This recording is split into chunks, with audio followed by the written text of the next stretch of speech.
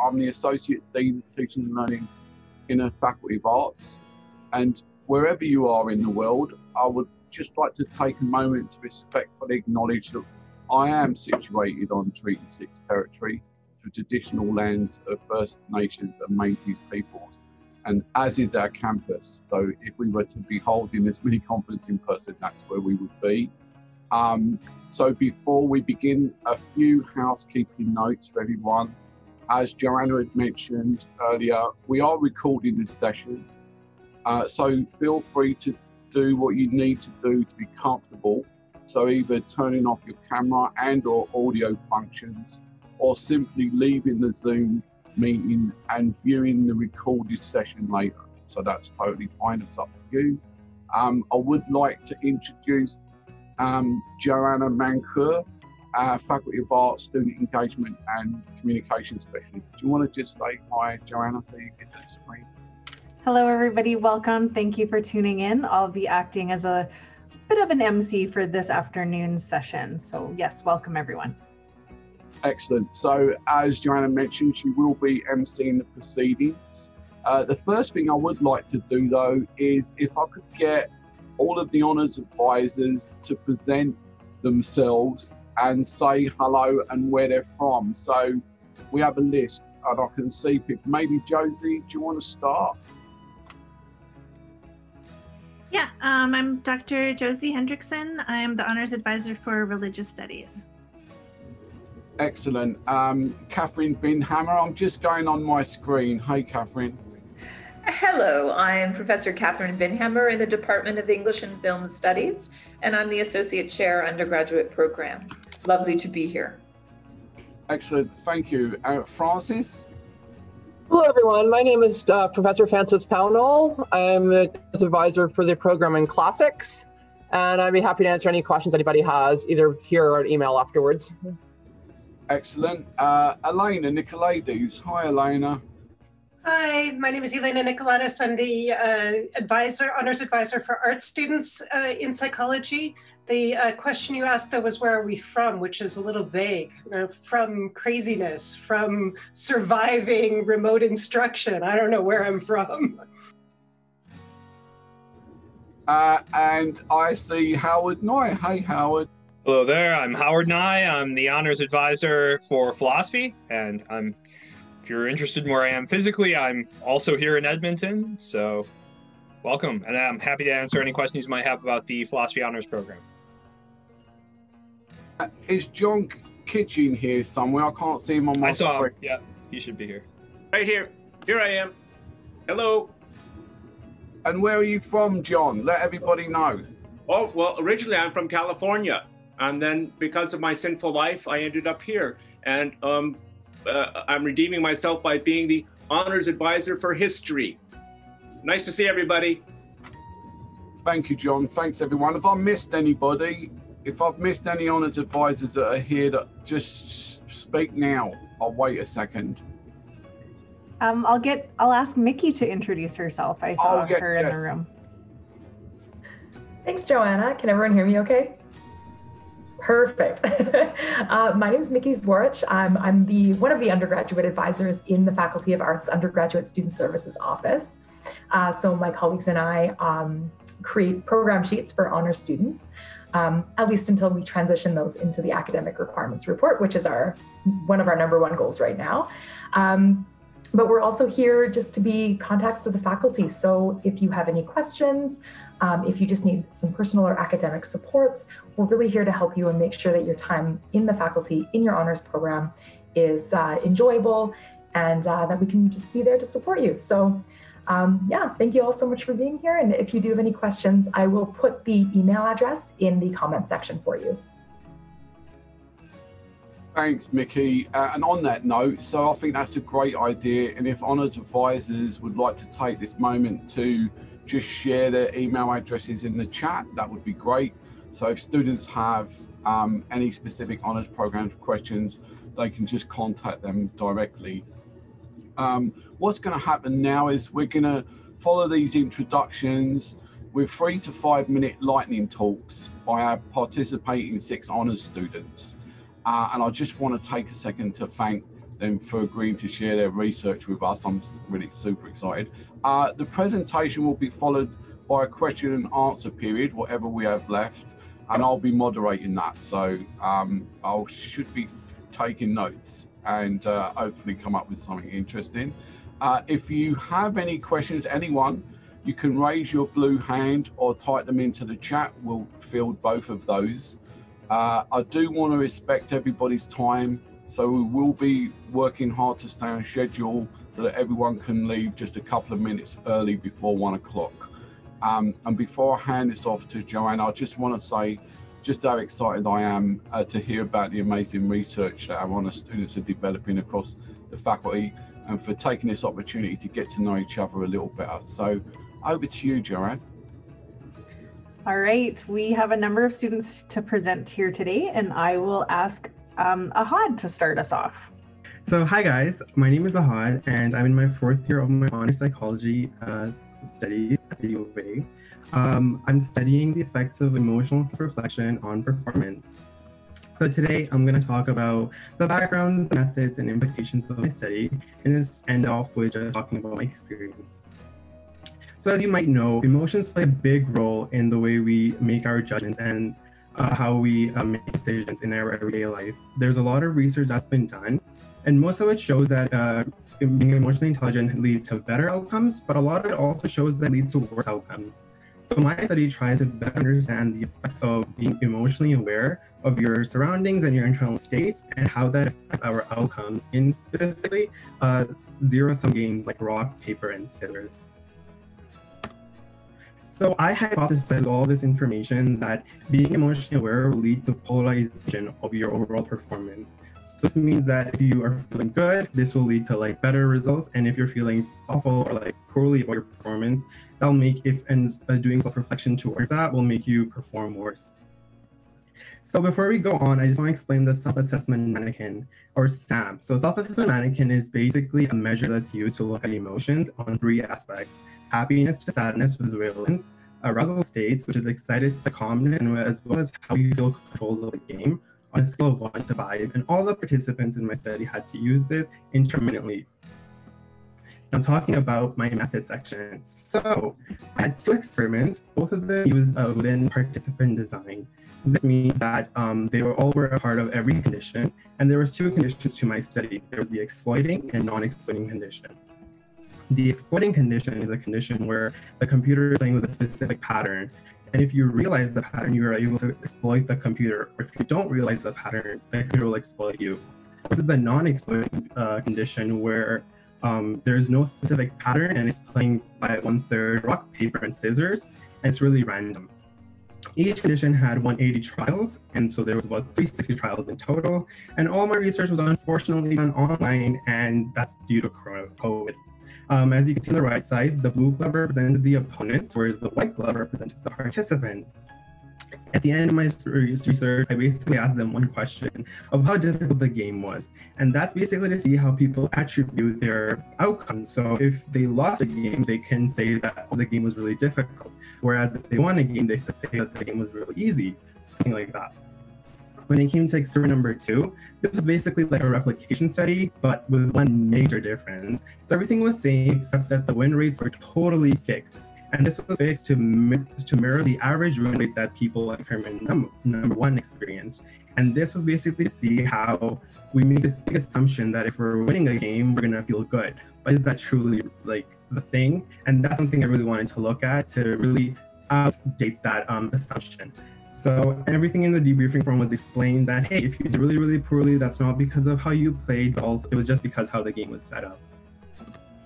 So now talking about the implications of my study. So the biggest thing is that I looked at emotional intelligence. So can we better regulate our emotions to increase our chances of improving outcomes in our academia, in our workspaces, as well as our interpersonal relationships? So this basically means that if I can self-reflect on my emotions and realize how I'm feeling, can I change the way I'm behaving to better my outcomes, to better the way I'm studying, to get better grades, and as well as like have a better relationship with who I'm talking about.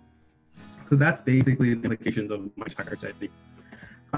So I just want to end off by talking about my honors experience. I would say for everyone who's thing of applying. But this is an amazing program. It really lets you understand what you're studying in class on a practical level. You get to go through ethics, which might be hard and might be really time consuming, but it's really, really important, and it teaches you a lot that you're studying in class in general. So it's made me a better student, and it's given me a lot of research experience that's really, really important in the studies of psychology if you're especially looking into the master's program. And with that all said, I had a great time, and I've had an amazing professor who's taught me every single thing from day one, and shout out to Ms. Dr. Tyson.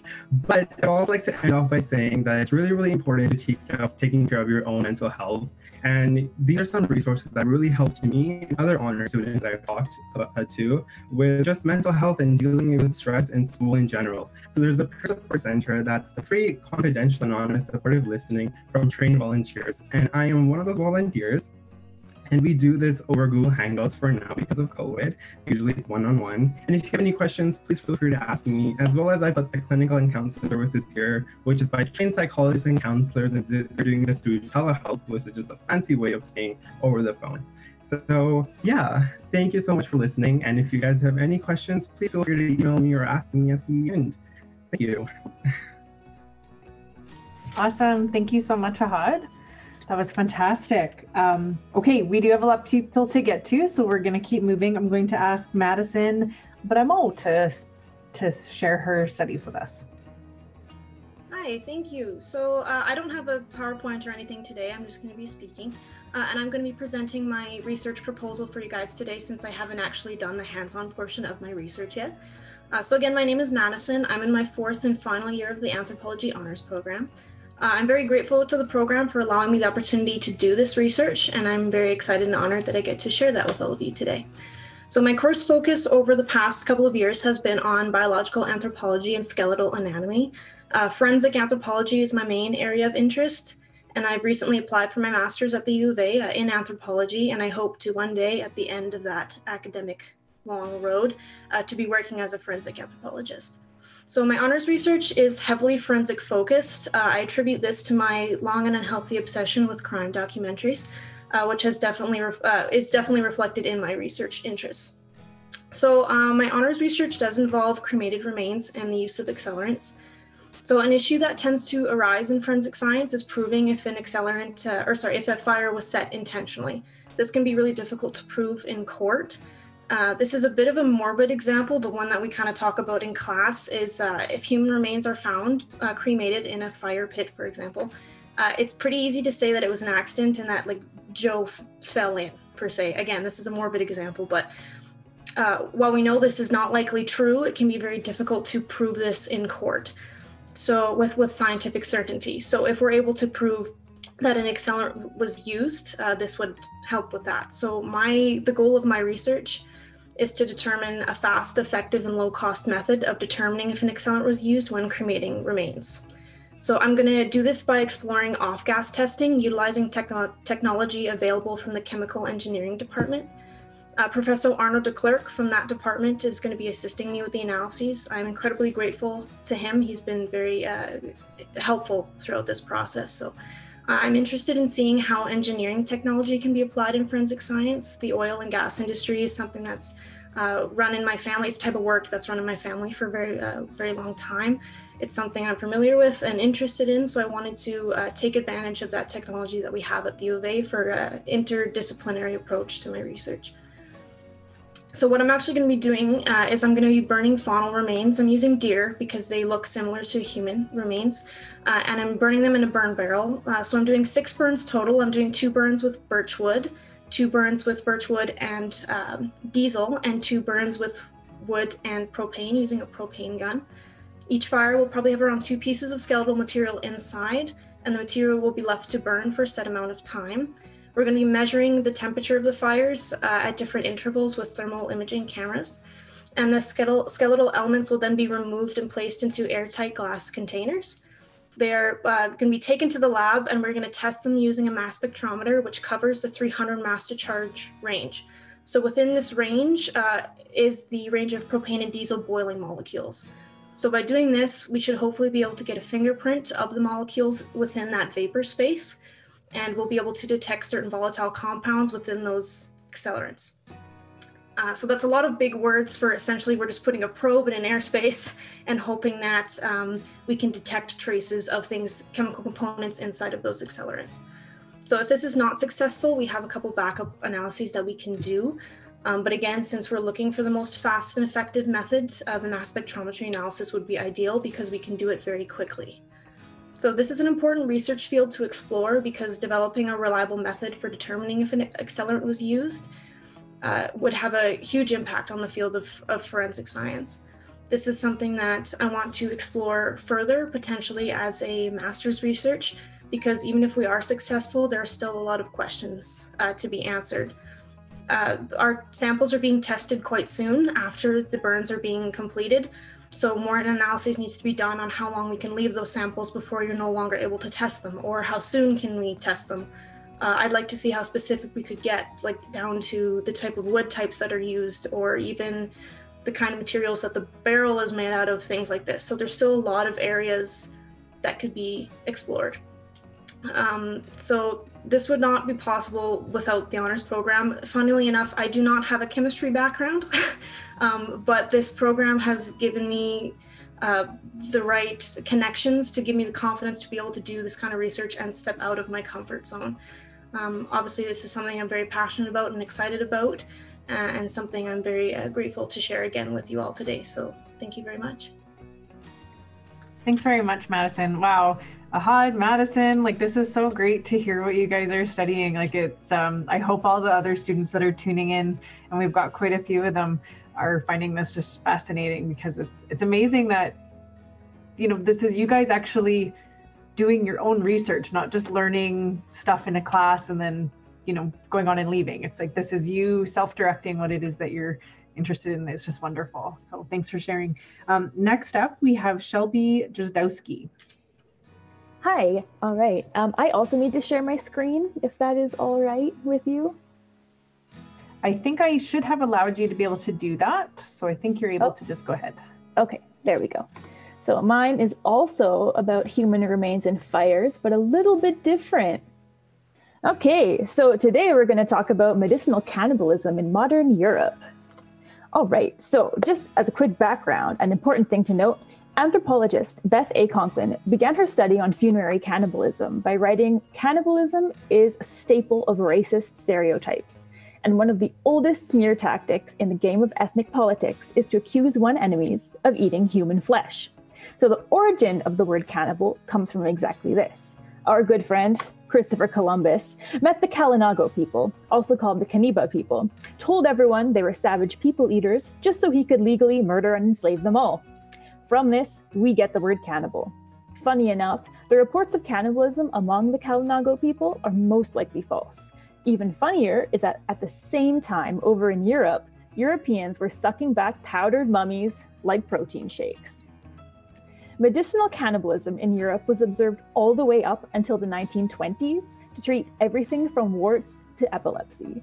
In Denmark, for example, and this is my favorite example, epileptics used to stand in the front row of public executions with their little cups ready, since human blood was thought to be a cure for chronic seizures. But, you know, there was nothing quite like the mummy craze of the 16th and 17th centuries. So in London, every good pharmacy was well stocked with powdered body parts, but none so popular as mummy. Mummy started off as prepared and preserved flesh, not, you know, the typical baddies that Brendan Fraser used to fight in the 1990s, but executed prisoners were your best bet, and they're prepared according to a long list of instructions. Also, redheaded men apparently were the best, and they were the healthiest. But yeah, it involved soaking the strips of flesh in wine, letting them dry in a nice shady spot, and sprinkling your man salami with myrrh and aloe. But how to keep up with this demand? There weren't enough criminals being executed in Britain, so the answer was imports. Thousands of mummies were dug up and imported from Egypt just to feed the growing appetite for powdered and liquefied mummy, a sure treatment for internal and external bleeding. Mumia, in particular, was thought to be a cure-all. I mean, how could it not be? Ingredients included the black remnants of the skull and abdominal cavity and wine. Now, my specialty is in medical history, And it's really easy to write practices like these off as just being super gross and outdated, but there is a danger in dismissing medical practices of the past. Medicine, like science, is a process. There is no doing medicine. One practices medicine. Discoveries about the body and the world it inhabits are constant, so medicine's always in flux. It's important to understand that throughout history, medical professionals have always been doing what they could with what they had. Although not as fun as talking about eating people for health, here are some other recent examples, which I'll go through quickly because I get pretty carried away. My specialty subject in history of medicine is shell shock treatment during the First World War, and primarily treating soldiers with electricity. It's still a practice that's widely misconstrued as a form of torture and trying to torture men into just, giving up their PTSD and being cured. But it was actually a very tried and tested way of regaining sensation and movement to limbs that were temporarily paralyzed due to a psychological injury. So even though it's still seen as barbaric in history, practices like these have been adapted and sort of rejuvenated in the present, and they're currently used as treatments for Alzheimer's, ALS, brain injuries, epilepsy, and multiple sclerosis. The other ones, I'll go through these ones pretty fast. The mask pants are something that we used to carry on the ambulance here in Edmonton. They're basically an inflatable pair of pants that were supposed to pump blood to your core. Later, we found out they're basically just a waste of time because they take forever to put on and they're inflatable pants and they take up a lot of room. But now they're actually really useful in rural midwifery for treating postpartum hemorrhage. And syrup of ipecac as well used to be like the staple in every mother's pantry. You'd give it to your child if they swallowed poison. It kind of fell out of favor when you realize that if you're vomiting up all the poison goes down and then it comes back up. And then you can also aspirate it into your lungs. But instead of just shelving it, a recent study has found that it actually prevents the spread of bladder cancer. So if we were to dismiss every single medical practice that's fallen out of favor, we wouldn't have any of these really cool treatments today. So today's treatments aren't going to be tomorrow's, and that's okay. In the last year especially, it's really important to realize that medicine is an experimental process. And watching all of the scientists banter about these things, it can be really scary, but it's also important to note that it's what's always gone on. So, today we have the opportunity to watch science and medicine react to a crisis in real time. And it's important to remember this has always gone on, this is normal, and who knows, maybe the cure to COVID is already somewhere in the history books, or maybe it's in the mummy juice. All right, thank you. Wonderful, thank you very much, Shelby. That was super interesting. I'm going to ask Neil to speak next. All right, I hope you can hear me all right. So I'm going to be presenting, well, first of all, my name is Neil Gorman. I'm a major in anthropology, minor in philosophy. And so what I'm going to be presenting today isn't actually what I'm doing for my honors thesis. It was what I intended to do initially, but after the pandemic has essentially just eliminated any in-person ethnographic research, I decided I had to find a different avenue to actually do my research. So initially what I'd done, it was for my 400th level seminar for ethnographic methods. I was studying a radical Marxist group that met at the university. It was comprised of students, community members, and just anyone who was interested. There were about 23 members, I believe, and then 15 who would actively participate at rallies. My methodology for it was ethnographic with some formal interviews.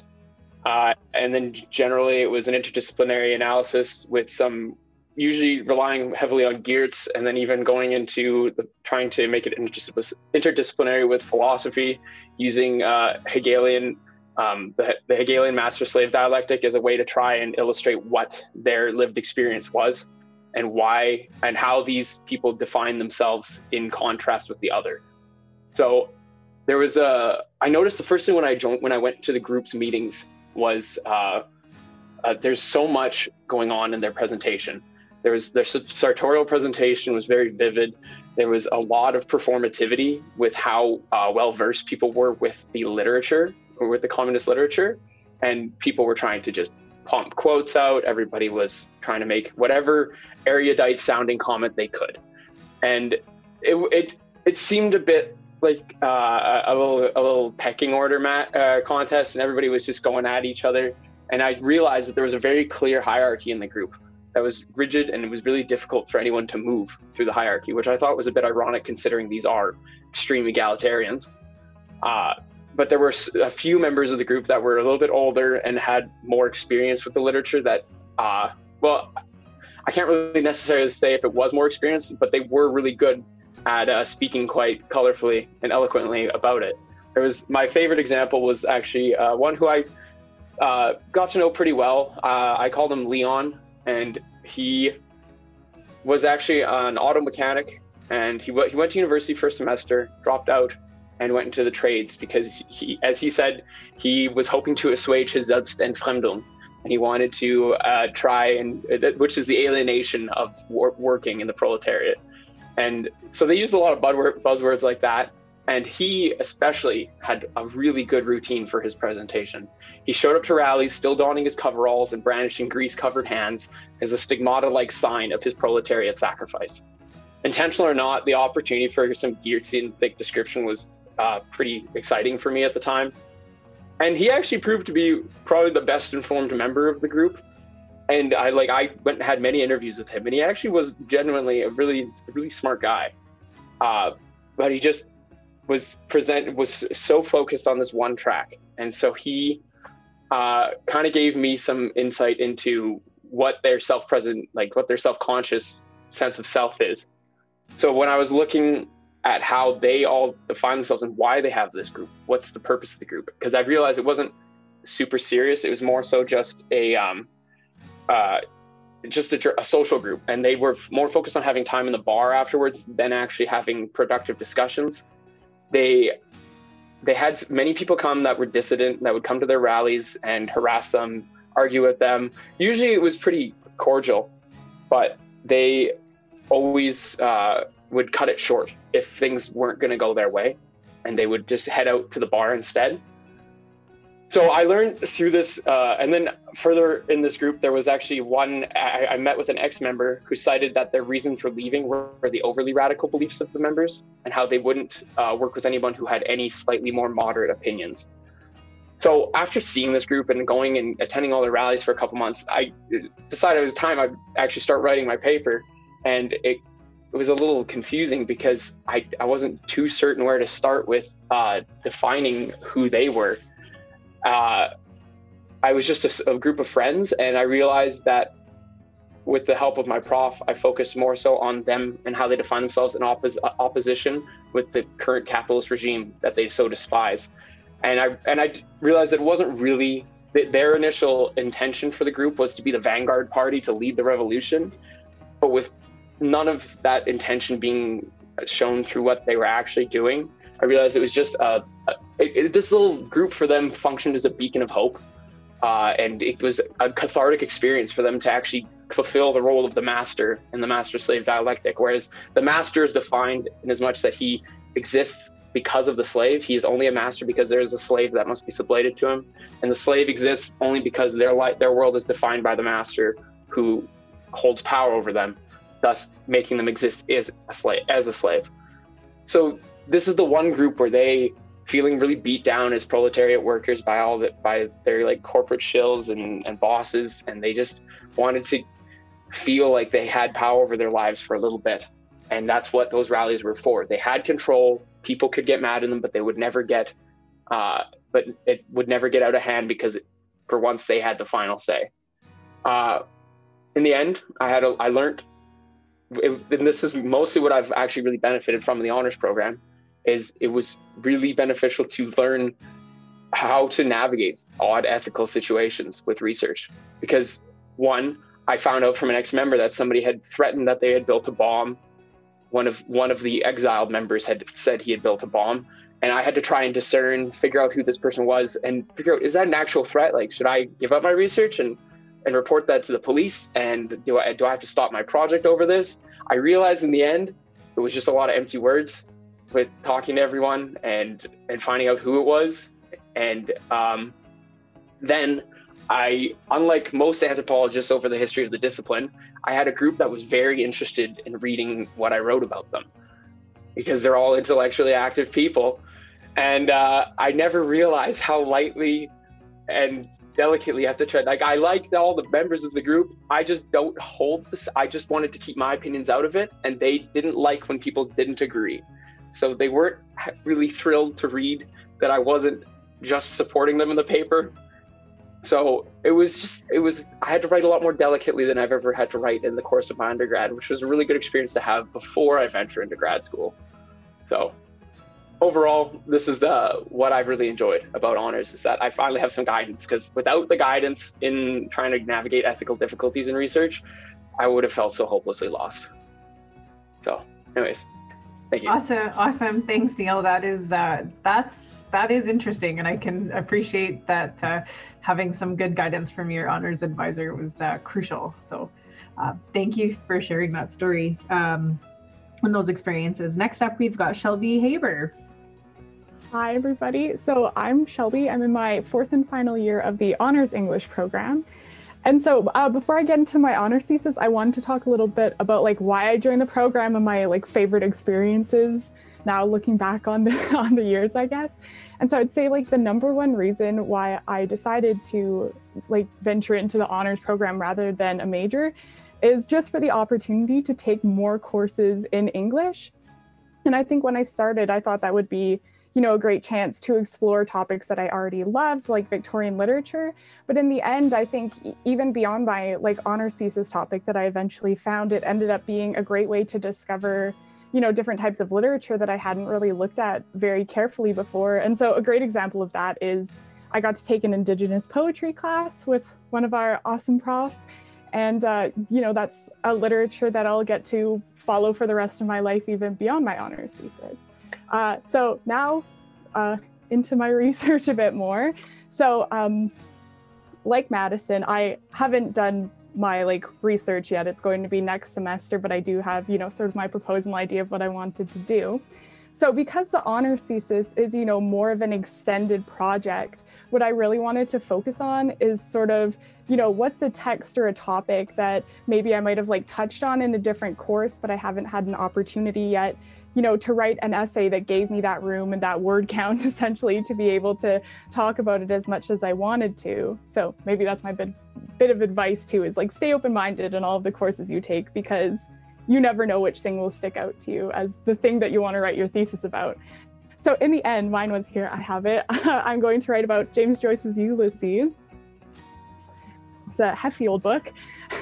And so, I'd read some of his short stories in classes and just decided, yes, I want to take on the big one in my thesis. And so to kind of narrow down into a focus in my topic of my research, I had read the book in my free time, and what really stuck out to me is the way that Joyce alludes to some of Shakespeare's plays and that sort of thing, especially because James Joyce is an Irish short story and novelist writer. So him alluding to Shakespeare, who's very British, very canonical, seems sort of interesting, a little bit off to me. So I wanted to explore that. So that's when I went to my who's going to be my supervisor next semester, Dr. Robert Brazeau. He's the Irish Studies prof, so it made perfect sense. And he sort of mentioned, well, working with that discrepancy between English and Irish literature and where Joyce fits in that, he mentioned, maybe I could work with post-colonial theory as a sort of, guide to dealing with how Irish writers interact with English literature, which I thought was interesting.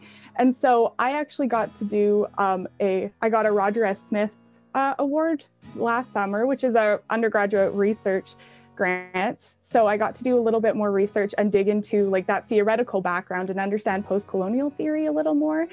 And in that, I realized that, Ireland is in a super gray area of post-colonial theory where, yes, they were colonized, and England definitely, sort of portrayed themselves as hegemonic and better than Irish people and literature, but at the same time, they colonized Ireland so early that later on, Ireland was almost a part of that European, really like big colonial movement. So it's sort of, where does Ireland fit? It's difficult. And so that gave me a better understanding of, you know, my literature, or my thesis, yes, is going to be a literary study of James Joyce's work, but it's also going to, you know, have these implications based on how I use the post-colonial theory. So yeah, it was exciting to have that opportunity to dig into the theory beforehand, and now I have that sort of structure that I can put my literary analysis into, and we'll see how it goes next semester when I write it. Awesome, thank you, Shelby. Okay, last but not least, we have Megan Tier. Hi everyone. Okay, my name's Megan, and I am also in my 4th and final year of my honors degree. I'm in classics. So yes, I also don't have a video presentation or anything for anyone, and I also haven't started my research yet, and I'm still developing my topic for my honors thesis. But basically, where my interests lie are really in Roman archaeology. And yeah, just first of all, just in case anyone doesn't know, classics is essentially the study of the literature and culture of the classical societies of Greece and Rome. I'm just saying it because some people have asked if I'm in like classical literature or classical music or something, so I'm just popping that in there. But yeah, I'm really interested in Roman archaeology. My plans are sort of to, after graduation, hopefully move into a master's degree in classical archaeology at a school in the UK. And I'd eventually like to work on the archaeology of Roman Britain. And so that all kind of plays into what I'm hoping to sort of look at for my honors thesis. I'm going to be looking at essentially supply lines to the Roman army in Britain, kind of throughout the empirical period. I'm mostly going to focus kind of on the frontier line. I really like frontier archaeology as well. But yeah, essentially I'm going to be looking at sort of whether goods were being brought in from local producers or whether they were imported from off the islands. I'm going to kind of look at variations between sort of different military sites and other regions within the area, just to kind of see how people were impacted by sort of the colonization from Rome. You know, that's kind of just a big topic. Everyone talks about Romanization, and it's this big word, and you know, there's so many debates about whether it's a thing and kind of just all of that. So I'd really like to kind of incorporate that and look at colonialism a little bit as well. Another thing that I'm really excited about, I just took a course on zoo archaeology this semester actually, and I found that I have this huge interest in it. So yeah, I'm planning on incorporating that as well. I'm going to look at some animal skeletal remains, mostly of subsistence animals and such, to kind of look at whether these animal products and meat products, again, were being imported, if they were imported breeds, or if they were sort of locally produced and brought into the military sites and things like that. So yeah, that's kind of what I'm looking at. Again, I haven't done any research yet, so we're still working on that and developing my idea. But I kind of wanted to focus more on my honors experience a little bit. And so just going back to what I said previously about like incorporating different interests, I just think that's so important, because I think, you know, through most of our schooling, we're writing these papers for professors and for classes, and I think often we think, man, I would enjoy writing this so much more if I got to choose what I was writing about, right? And this is just the perfect opportunity for that. And I just can't stress that enough for people who are still on the fence about joining honors or who haven't really thought about it yet. And this is like your time to shine. It's all about you. It's not about anyone else. And, you know, you don't have to just pick one thing and think, oh, you know, I wanted to look at all these other things as well. Like, incorporate them together and make something crazy and exciting. And, you know, if you're looking, maybe you're a history major or whatever, but you also want to look at something from psychology, like you can find people who are willing to work with you together on that. And it's just exciting that you can sort of bring things together. So that's kind of the thing that I'm most excited about in honors. Another thing that I really appreciate is just the peer support that you develop. Some of my closest friends and everything have come from the honors program. These are people that understand what you're going through, you know. I'm not saying that honors is so much harder than a regular degree, but there's added pressures of, keeping your GPA up, and, you have your honors thesis to write. That's a big paper. I don't think any of us have written anything larger yet, right? So that's added pressure. And these are people who you can rely on to sort of feel better about it because they're going through the exact same thing. And you have professors that actually know your name now. You're not just an anonymous student anymore. I love when someone stops me in the hallway and says, "Oh, hi, how are you doing?" That's a good feeling. So yeah, that's just something I wanted to say. And just lastly, again, for people who are kind of on the fence about it and who maybe think that it's not worth the added effort, or who think that it's going to limit them in any way, I just think the honors program opens so many new doors. I mean, anyone who's considering grad school, even things like that, a master's degree, PhD, there's a lot of schools that only accept people with honors degrees. If you're not interested in a master's or PhD, it increases your employability, all these kinds of things. So it's definitely worth it. And yeah, I'm more just speaking to the people who aren't sure yet or whatever, who are still deciding. So anyways, thanks. Awesome, Megan, thanks for that. Okay, so now here comes the time for a little bit of Q&A. I'm going to turn it over to Alan to moderate this part. How amazing was that? That's like the best lunch I've had for ages. Thank you so much. Where to begin? I'm going to just, before we even get to, there are a few questions in the chat, but if people want to raise their hands while I bore you with my own story. So I did my undergrad in the UK in London, and it was a BA Honours program in painting. That there is such a thing, because all painters get to work on the things that interest them solely, and not a collective thing necessarily. So a bunch of the things running through the talks that we've heard are really strong on the ethics. I see Howard started a conversation in the chat around the use of deer meat, which I think is really interesting. And then back, I've made notes, so I'm just going to go back to my notes for a second.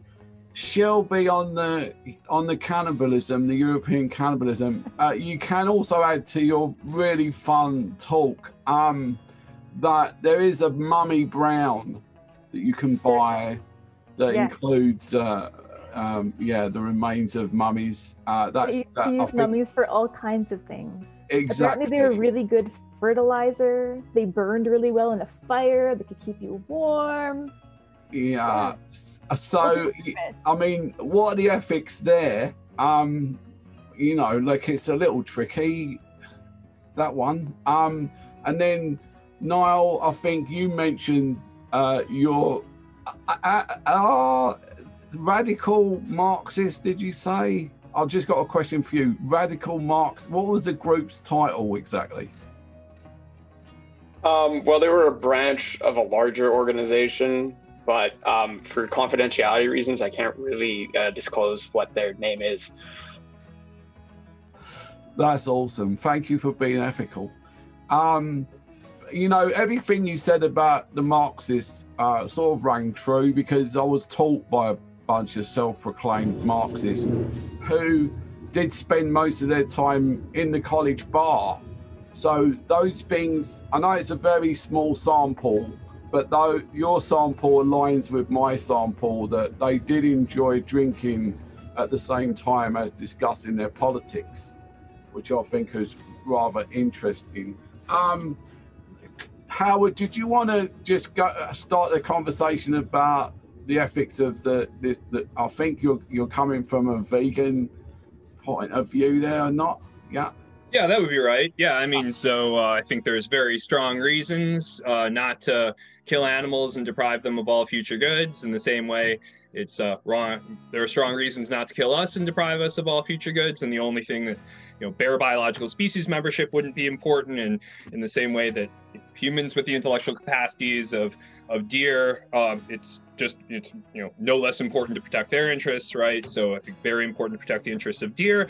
So I was just asking, would it have been possible to use human cadaver remains? And if not, would it be possible to use roadkill? instead of supporting practices that would be killing more deer maybe.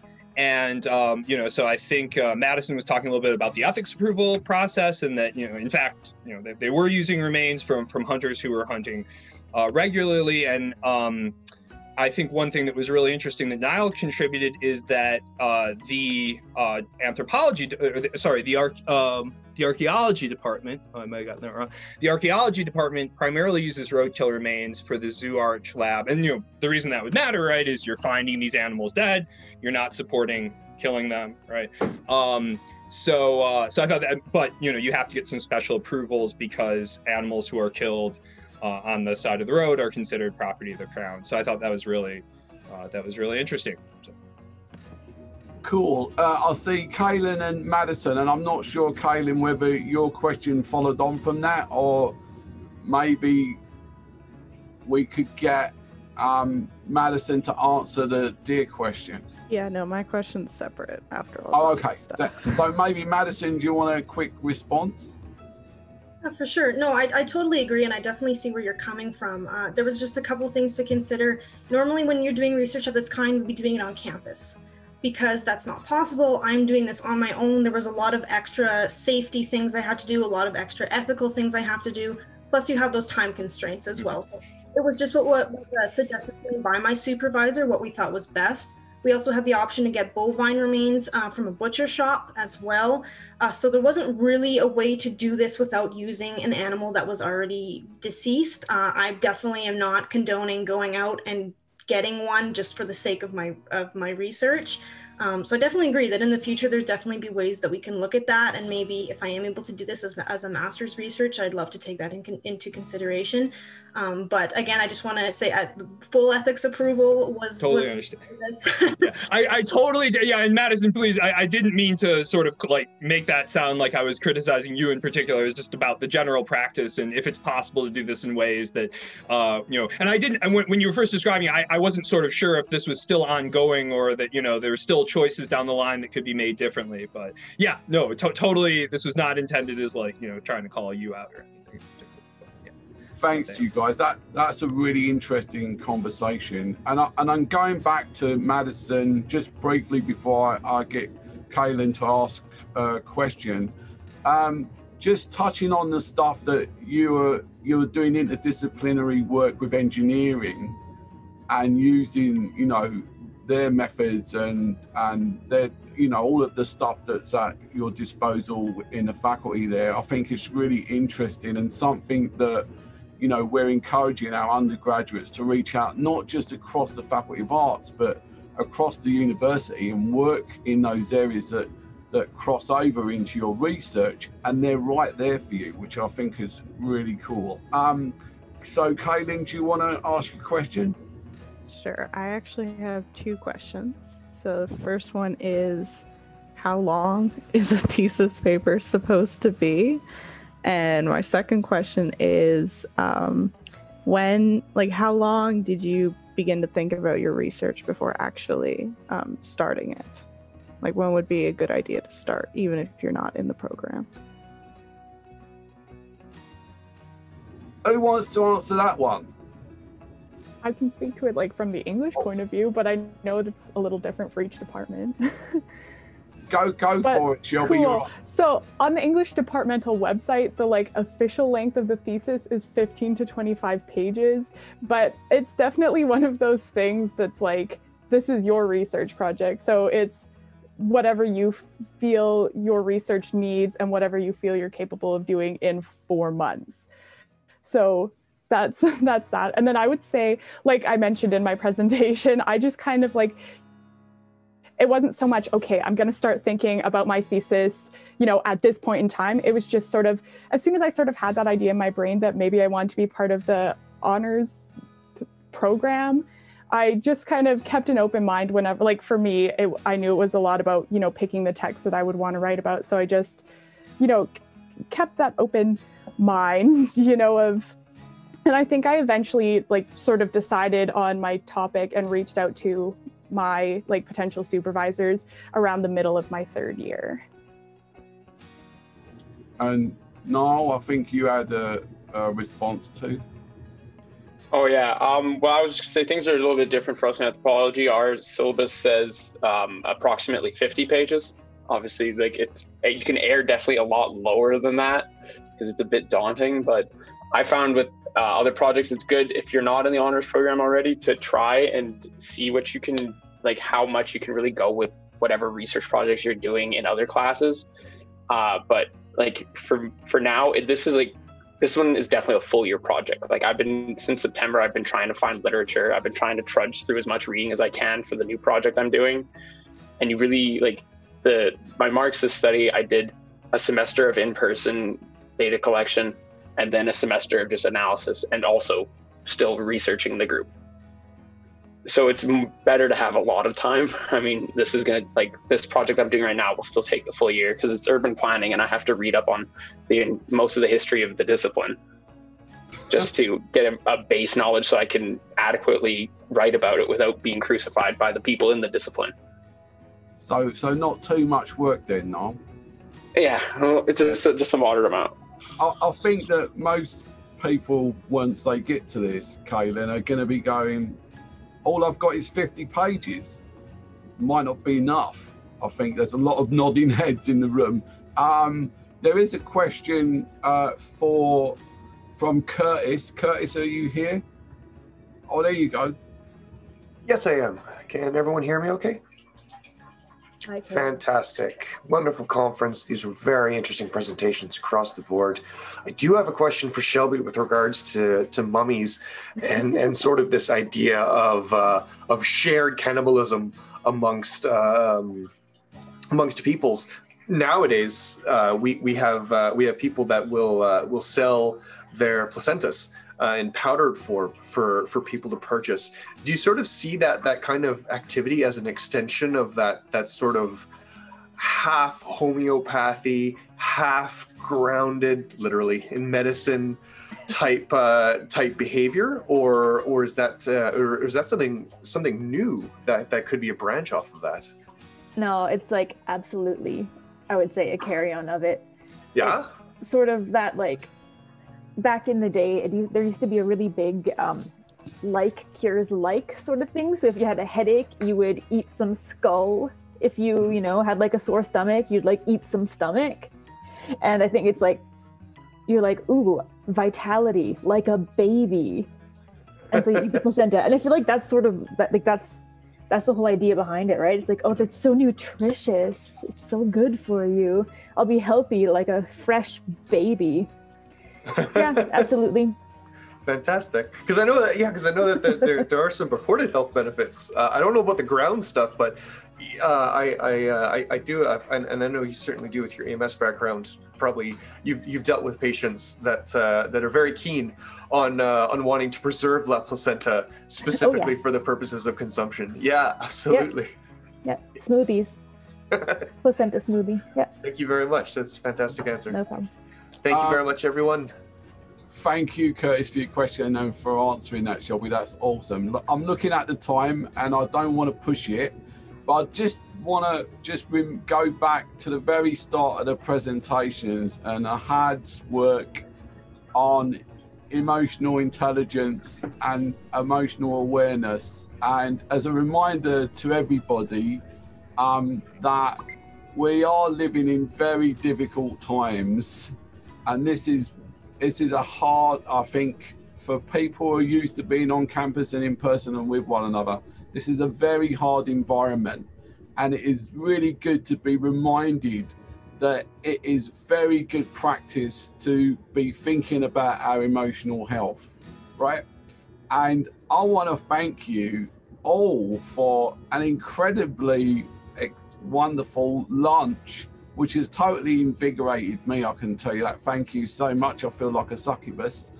And what great work that people are doing. Interdisciplinary, it's stuff that you're interested in, that you're engaged with deeply. The range of different techniques and methods people are using is fantastic. The fact that most of you are doing interdisciplinary work is the reason why we're here and why arts is important. And that we add actual narrative to the science. And I think that is really key here. So thank you for the excellent work. Watch out for our upcoming stuff, all of our honours conferences in the winter semester. We will keep everybody posted to that, and really have a fantastic rest of the semester. Thank you all again. I really appreciate it. This has been really fantastic. Thank you so much.